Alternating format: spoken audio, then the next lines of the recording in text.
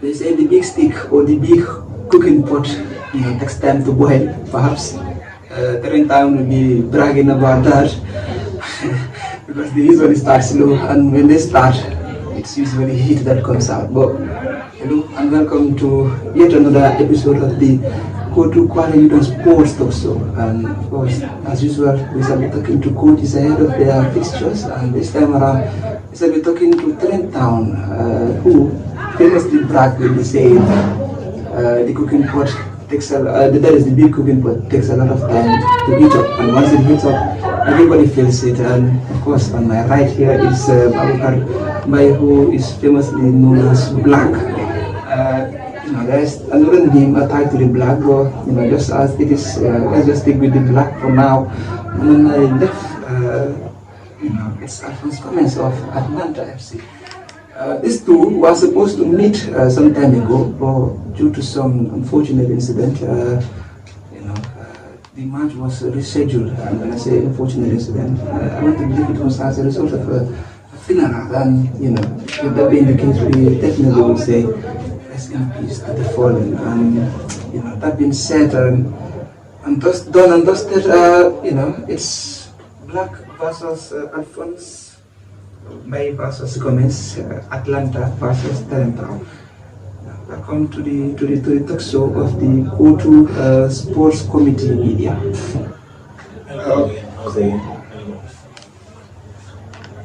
So basically, there's no rule in terms of language to be used here. You basically use any language that you are comfortable with. But just to continue from that, welcome United Judge FC program. I think that is how they say it. Thank you very much, Jerry. You welcome me to Quality and Sport Development. So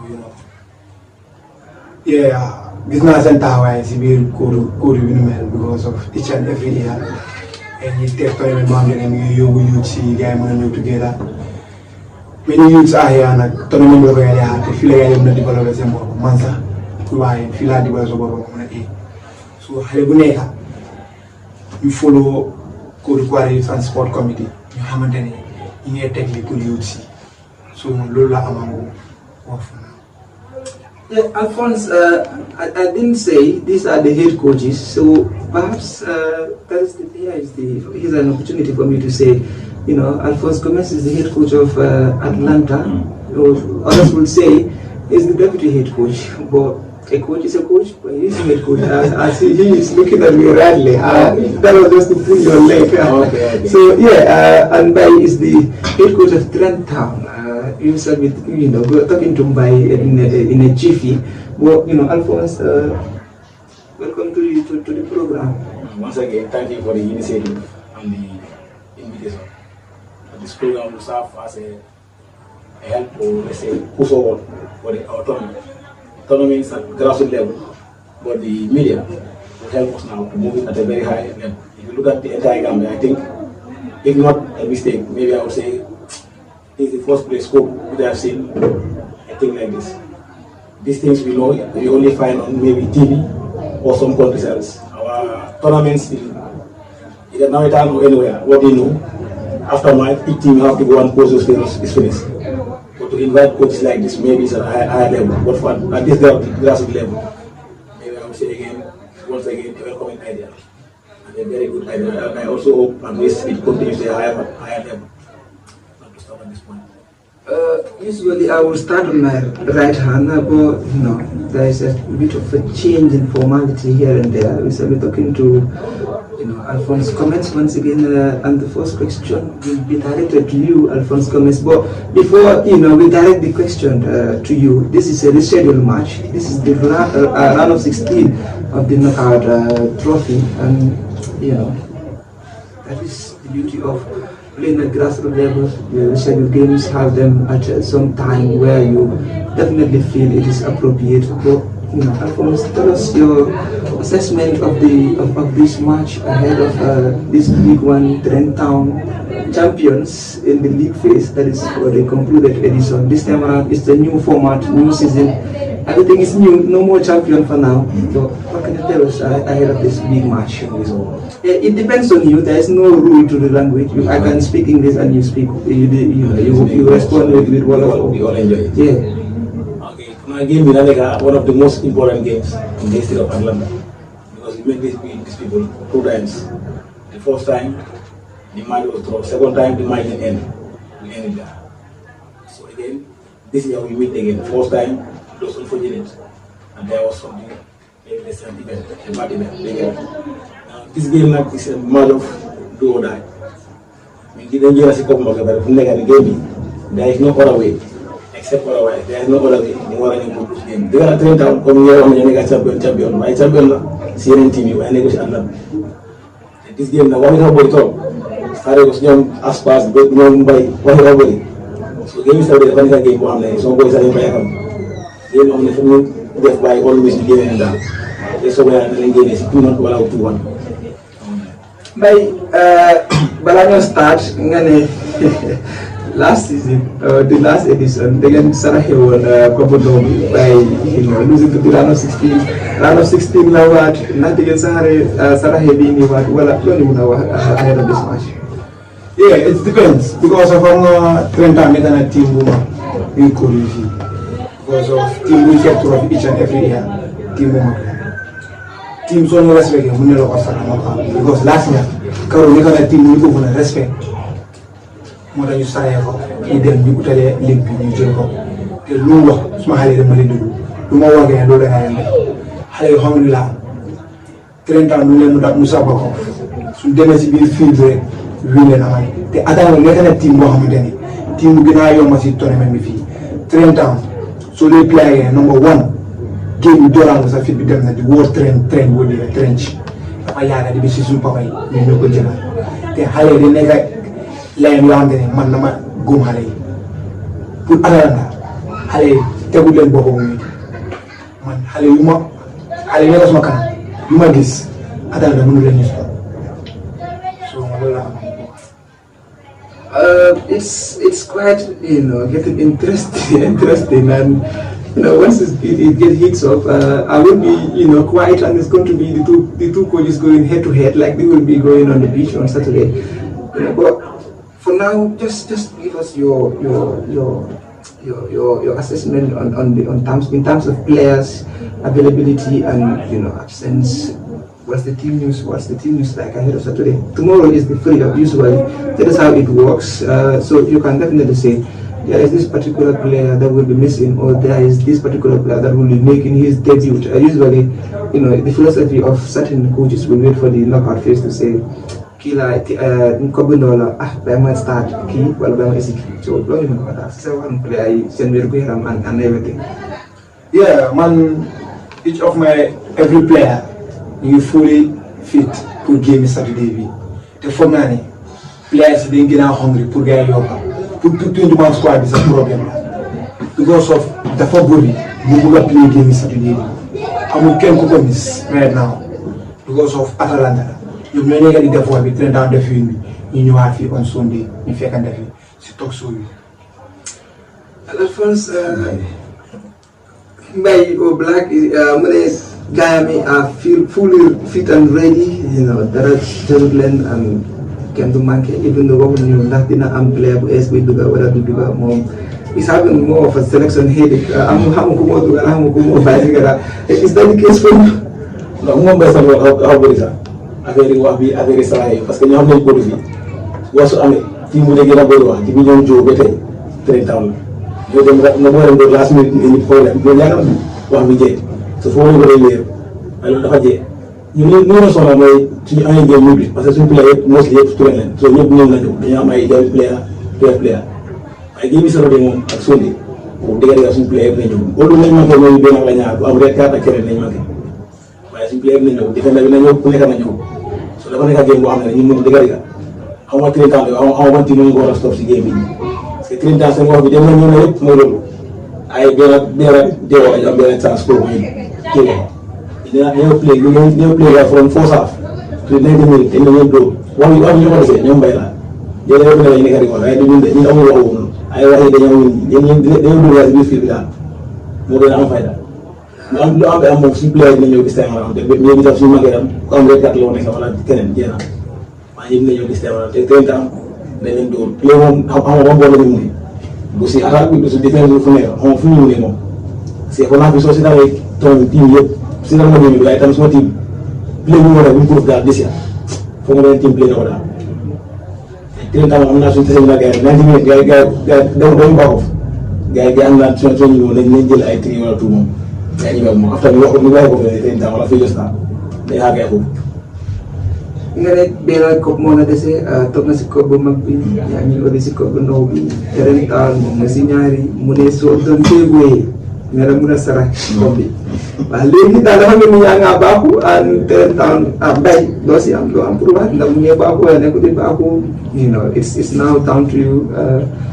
waaw moom bi dafa mel ni moom yaakaar na équipe bi because lu ma nekk di wax daal dafa mel ni maa wax ne dina laa pere sa team because man dama la pere.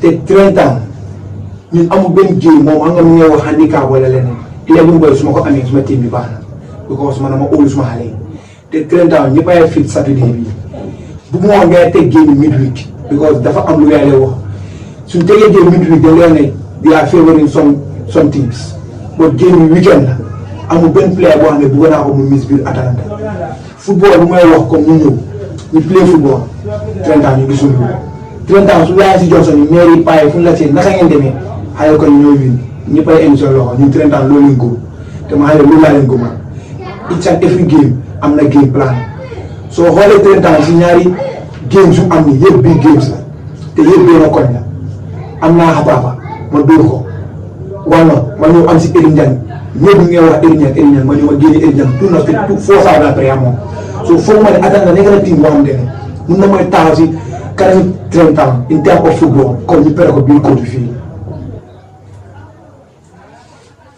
ñu ngi leen di wax waxi sara wax boobu after boobu nga la wax dañu la sara soo ñaari génne pare parce que 30 ans man nga ma play mu war a def ba war a ay play mu wër ma nga dem waa gars yi ñeneen ak taw bi def ay loolu moom dëgg dëgg woon ah ñu ngi amee daal man na ma soog rek waaye daal su amee effectif ma solo ñëpp ñëwaat 30 ans man maa ngi ci benn bopp ñoom mooy dañoo wax ni after ngeen ñëw stade wax sara waa lii loolu dëgg lay dëgg comme da ngeen am chance dañ leen saraat dañ leen def ñaari kopp loolu affaire bi de soo ñëwee nga def ñaari kopp sax dañ leen pare génn yëpp comme di seen nees génn war a amaat soo ñu dafa nekk stage boo xam ne nii fu mu nekk nii benn kopp kese la dese soo ñëwee 30 ans amul ay laaxa dafa lu am ba des mooy dañoo play ak bu set door la ñu ñibbi soo wax nga wax ni after fii lañ ko defaatee su ñëwaatee fii ñu waxaat lii ñu ñoo fond baa ngi jaay fii du gën a fële waaye kii moom dañ ko ñëw play 30 ans play seen kaw win la ñibbi soo yàlla géej bi foog naa ne comme Saturday sax dafa yàgg man si suma gis-gis géej bi su ma mënoon a teg Friday wala night guddi si nga xamante ne 30 ans pare na lu nekk because xale yu ma amee man ma gëm suma team bi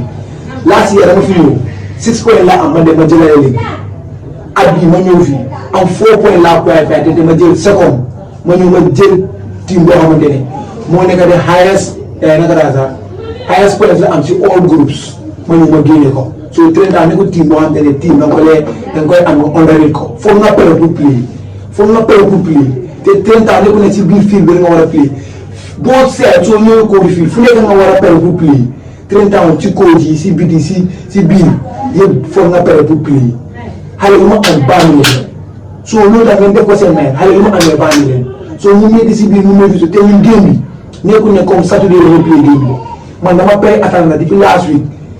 si bu dee bala rek laa pare Atalanta soo Saturday la ñu play leen mais loolu mooy wax ni ay waxi ragal waxi tegal ay dafa pare ci si last week depuis yaa ngi wax su neexee su ko mënee sax tey bu ñu nañ ko play si cosaan bi la ñu play ñu nag ñu amee fii yàlla yow si fil bi la kenn du ko defee rek tuuti baax la te moom foog naa su ko sa mbéyu baax la moo sama play rek moto loolu parce que da ngaa gis soo play tamit dafa dem liggéey jël gis cour bi taxaw di wax sax dañoo taxaw di wax dóor daaw fii daaw fële ñu wax lépp si kër bi la ak after foofa ñëw na 30 ans wax ni dëgg la gars yi ñëw xaw ma comme loolu la ñu tànn léegi su ma ko gànd rek jiwu 30 ans fii kii taxaw fële kii taxaw fii par exemple benn koor ñëw bu wax te mu overtime bi tension maanaam jaxasoo started for mais loolu dafa jéem léegi fii loolu tey la woon tey boobu kii taxaw ne Ababacar taxaw fii Diouf taxaw fii kii taxaw fële ñoom ñu loolu dafa jéem léegi. dëgg la moom lu nekkal wax because of moom mi ngay wax man loolu dama ko génne si xale yi 30 ans last year boo xam ne si most discipline team xale yi man la gars yi déggal because of man each and everyone xam ne man du ma mel so man du ma mel xale nu mu mel noonu so xale yi si boppam they are so disciplined and 30 ans the word French they are disciplined when you come into football we are the most disciplined team in Kotu because soo xoolee ñaata years tournament mu fi dem 30 ans mosu la koo déggam in problème dinañ la provoque si biir fii bi génn bandi la boot du musa dugg si problème lu may wax loolu waxi fan la si biti boot ñu taxaw bi duñ coach and coach players to players si biir fii bi yëpp dina xam ne dëgg la 30 ans dafa diis te samedi foog naa ne jot na ëllëg free up la saturday rek benn bés moo nekk si diggante bi non 10 heures 30 xam ne si géej gi de 10 heures si fii bi la naa ngi liggéey nga play ba jeex nga wuy ma ngir mu diis ba xam ne day diis wala loolu mooy 30 ans bu la defee yéen a ko def ñu dóor 30 ans fu ñu passé ku ne wax 30 ans 30 ans 30 ans mais tiim mu amee nekk tiim la rek comme ñun 30 ans fu ñu dóor xam nga foo war a jaar laa xamante ne foo war a jaar maa ngi tiim dóor nga jéem dóor nga woon fu mu war a jaar fu mu mën a amee parce que boo ma sax play ñu mën a passe son play dégg nga pare ko si gannaaw bi ñëw ba si kanam dafa nekk daal xanaa ko xaw fa la fu mu woon a maye sax xanaa si pare mu ngaa bàyyi foofu waaye stade ko diggante bi sa play ma fu ma play nga gën a moto nit ñi dina ko beneen affaire so xam nga foo war a jaar ba nga ñëw nga ak war bi dafa diis gisee dañ ko waajee kon du may nekk loolu bu leen am this kind of mentality team suñu winee rek bàyyi la war a comité ñun soo xoolee ñun 30 ans amul benn membre si boo xamante ne mu ci comité bi wala ñun ñu ngi teg date bi fi mu non même beneen team yi ko di fii sax seen mag bu nekkal si biir comité bi sax duñ lee jàppale gars yi because of dañ teg tournament bi pour ñëpp ku ko mën a jël laa xam foog nga ñafee soo ñu koy dépendre si kenn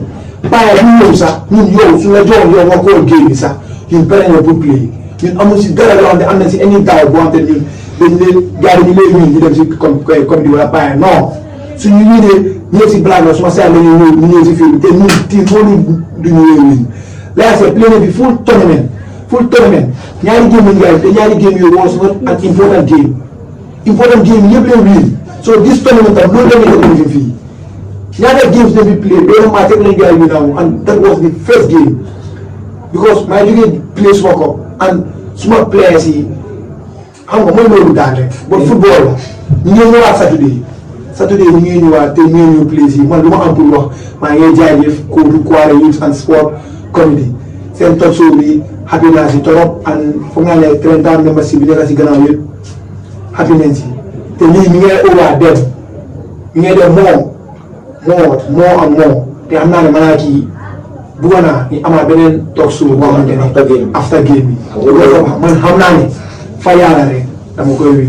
loolu la gën a baax parce que dafa baax after game bi war a beneen talk show waaye lu am benn mooy dégg nga xanaa pare moom soo yee pare xam nga ñu ngi woon du Atlanta te mosuñu attaque pare si fii ñu pare ci game bi jeex na après yaa def bi game bi jeex na tàgg ñu foog naa bis amee attaque pare ay teel na moo nekkal ñu lay attaque ñoom aali ay yu kenn amul yooyu yéen la nekkal du ñun bokk si yooyu ñu lañ biir mooy pare bi jeex bi jeex na suñu kii ay def mistake waaye ak tey 30 ans mu war a jaar ba muy dóor loolu moo nekk rek confus ba léegi boobu dafa bëri yaa ngi wax fu nekk dañuy dóor def naa ni naan leen 30 ans ñoo dugg solo yàlla doo leen sax bii lan la émission bi ñu ñëwaat si nga wax sa mistake yi fan la dégg nga lu ngay def moom dafa baax dégg nga lii moom na jàppale ñu bëri na jàppale team si jàppale coach si parce que itam si kanam dina gën a motiver nit ñi tam ngay ceeb bu bëri di nga wax ni initiative moom is very good ñoom ñu ngi ko wéy baax a baax a baax. Yeah, Saturday is the match. Saturday la match bi daal baax na comme noonu la waxee yéen sax yéen pare ngeen pour amaat bii so the thing is we will be having a post-match talk show like this in amaat beneen that is if you people are willing to come and have this is here for for the coaches and for everybody.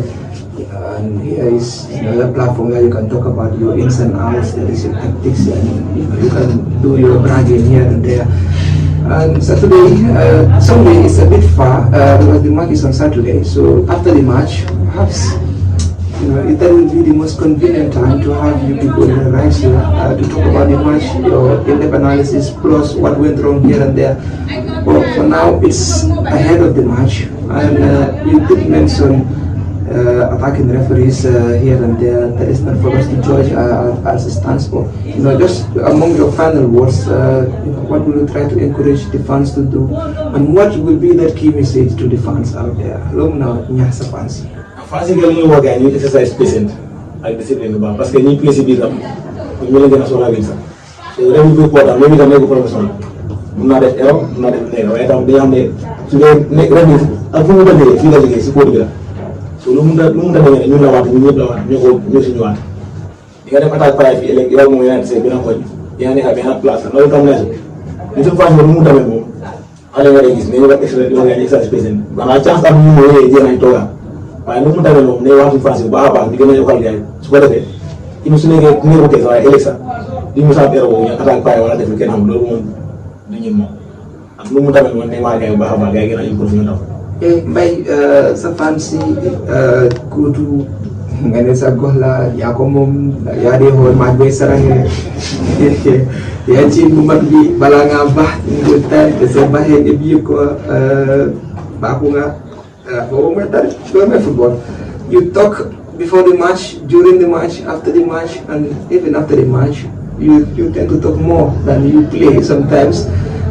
So fancy they play a key role.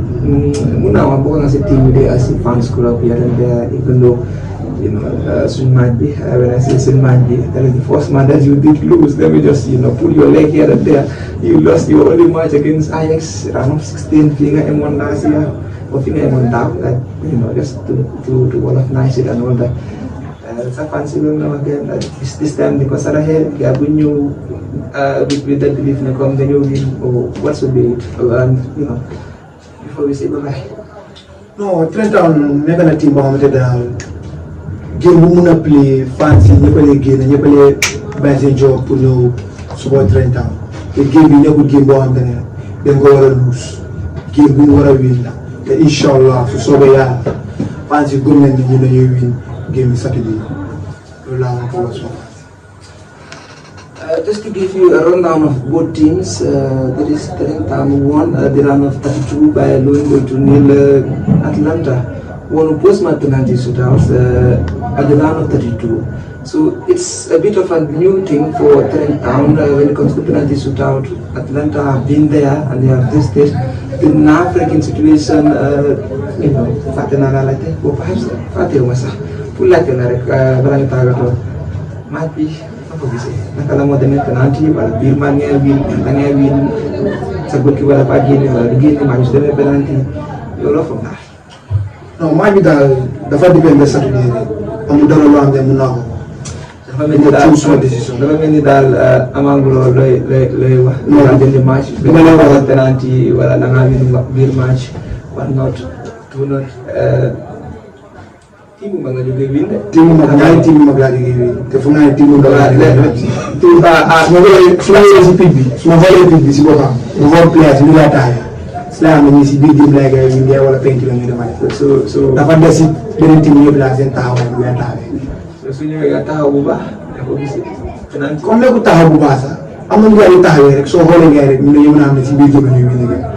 so waxee taxaw leeral ñu foofu noonu wala nga yaatal ñu foofu noonu comme nañu see taxaw bu baax ba nga son taxaw nga miin ici their formation waaw xam nga may strength or you rather da nga ko bëgg a just generalize it as taxaw non nekkul woo taxaw rek nit na lu bëri daal waaw ma fàccal ñu play train down si boppam xam na ne comme taxawaay boobu lu mu si train down ñun su ñëwee si field bi team ñooy taxawee lu ñu la before lu ma soo loolu dafa des si team bi xalaatam team bi ñooy play xalaatam su man loolu rek team bi ñu may taxawee loolu play train down rek la loolu suñ biir diggante la so moom moo xam ne mën a taxawee ak ñu ñëwee si field bi Mbaye dafa mel ni dafa ragal la wax na dafa win penalty biir match.